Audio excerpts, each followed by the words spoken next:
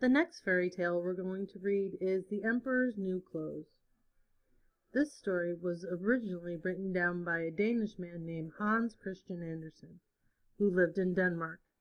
The story is about an emperor. An emperor is a male ruler of a group of nations called an empire. The story is also about some people who worked for the emperor. An emperor is a person who has many people working for him, including those who make his clothes. As I read the story, I would like you to listen carefully to find out what the characters in the story are pretending to know, and why is the emperor dressed in just his underwear. And I also want you to think of what is the theme behind this story. The Emperor's New Clothes. Many years ago there was an emperor who loved fine clothes. He did not care for hunting. He did not care for plays or opera.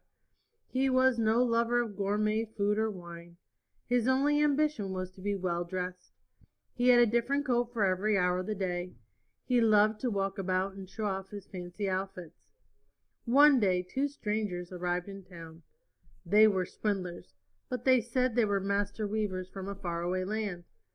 They told the emperor that they could weave the most beautiful cloth in the world. They said that not only was their cloth beautiful, but it was also magical. It was specially woven so that only the most intelligent people could see it. Those who were ignorant could stare at the cloth all day and not see a thing. "Astonishing," said the emperor. "I will have these men make my suit for me. When it is done, I will figure out who can see it. That way I will be able to tell which of the men who serve me are intelligent and which ones are fools." The emperor gave the swindlers a purse filled with gold coins and told them to begin weaving the magic cloth right away. The swindlers set up 2 weaving looms and pretended to be weaving their wonderful cloth, but they had nothing at all on their looms. A few days later, the emperor grew curious to see the cloth. At first he thought he might check up on the weavers himself, but then he remembered what they had said. Only intelligent people could see the cloth. He was confident that he was smart. There could be no doubt about that. But what if he was not? And what if he could not see the cloth? Just to be on the safe side, he decided to send his prime minister to have a look.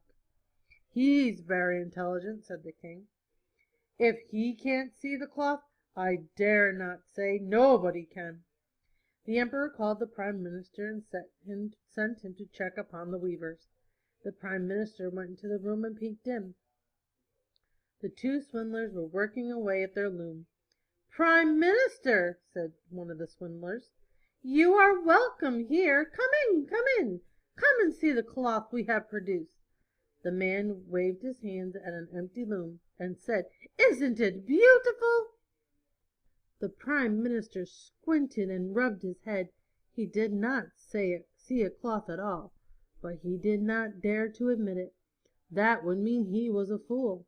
So he pretended to see the cloth. "Oh, yes," said the prime minister. "It is the most beautiful indeed. I like it very much. Keep up the good work."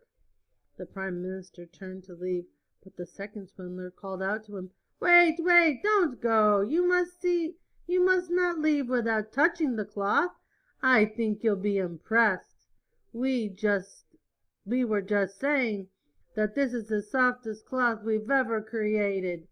The prime minister hesitated for a moment. Then he said, "Oh, of course, of course." And he walked up to one of the looms and he reached out his hand and rubbed his fingers together in an area where he thought the cloth must be. He could feel nothing. But he said, "Oh, it is very soft indeed. Why, it's lighter than air." "Thank you," said the first swindler. "We're pleased with what we have done. We're making very good progress, too, but we need a little more money for thread and other materials. Of course you understand." "Oh, of course," said the prime minister, and he reached into his pocket and pulled out a bag of coins. Then he handed the coins over to the swindler. The Prime Minister went back to the Emperor and told him that the cloth was quite lovely and as soft as it could be. He said he was confident that the Emperor would like it. That was what the Emperor had hoped to hear. The next day he went to have a look for himself. After all, if his Prime Minister had seen the cloth, surely he could see it too. But when he stepped out into the room, there were two men had set up their looms. The Emperor saw nothing on the looms. "This is terrible," he thought. "I don't see anything at all. What can this mean? If the Prime Minister saw the cloth, it must be there. Then why can't I see it? Am I stupid? Am I unfit to be Emperor? That would be the most dreadful thing that could happen to me." But out loud he said, "It's magnificent, truly magnificent. Why, I've never seen cloth so lovely." "Oh, we shall go ahead and make a suit for you then, your Majesty."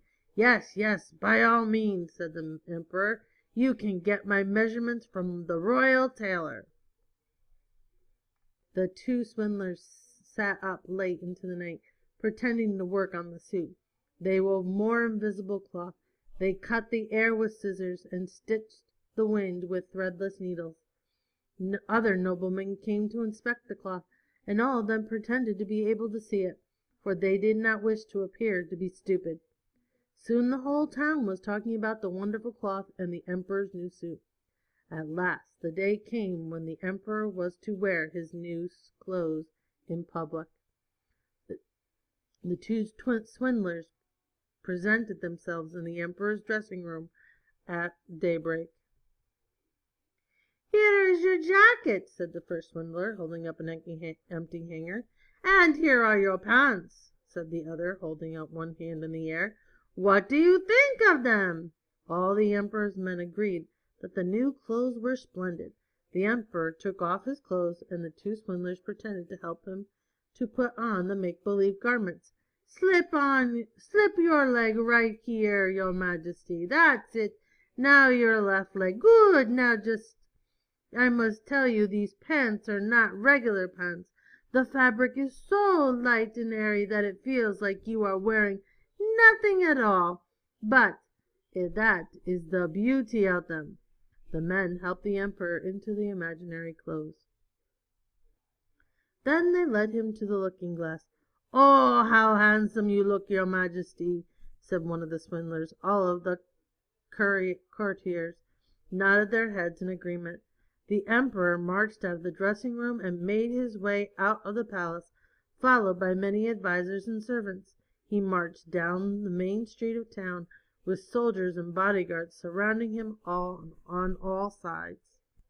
The streets were lined with great crowds. Everyone had heard about the Emperor's new clothes made of magic fabric that only the wise could see. "How lovely the Emperor's new clothes are," one man said. "And how well they fit him," added a woman. None of them would admit that they could not see a thing. The Emperor marched through the street, bursting with people, showing off his brilliant new clothes to everyone in the land. Much to his surprise, they all seemed to see what he could not, and so he was not going to be the one to tell them. Just then a young child stepped out of the crowd and cried out, "He hasn't got anything on!" And a hush fell over the crowd. For a few seconds nobody said anything. Then everyone began to whisper, "The child's right. The Emperor isn't wearing anything." Then the people began to giggle and laugh as they cried out, he hasn't got anything on." At last the Emperor knew that he had been tricked. He tried to march back to the palace as proudly as ever, but he was blushing from head to toe, and as everyone could plainly see. On the accompanying homework sheet with this story, I would like you to answer the following questions. What were the characters in the story pretending to know? Why was the Emperor just dressed in his underwear? What was the theme of the story of the Emperor's new clothes? Make sure that you answer each of the questions in complete sentences and hand it in tomorrow morning. Have a good night.